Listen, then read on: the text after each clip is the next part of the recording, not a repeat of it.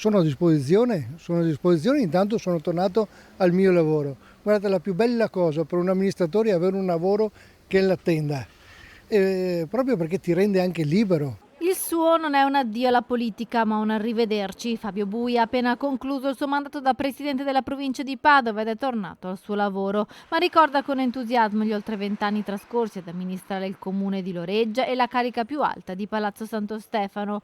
Tra le soddisfazioni più grandi aver risolto la vicenda delle fonderie Anselmi di Campo San Piero che rischiavano di chiudere. Abbiamo salvato i posti di lavoro.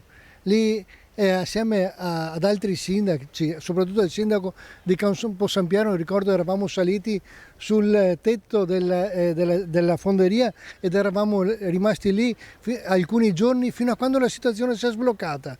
Sembrava un'azienda cotta ed è cotta e stanno ancora lavorando, anzi stanno reinvestendo. Tra i rimorsi invece non aver risolto il nodo Pedemontana Valsugana per l'Alta Padovana. Se noi non mettiamo mano a quei 2 corridoi viari verso l'Europa, questa è una provincia che rischia la marginalizzazione dal punto di vista economico.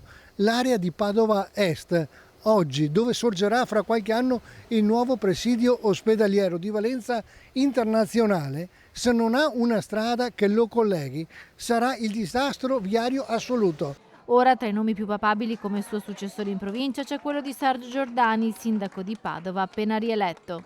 Il mio successore è quello che saprà raccogliere questa sfida di tenere tutti i sindaci uniti, al di là delle differenze di partito. Giordani ha tutte le carte in regola e io mi auguro che sia lui.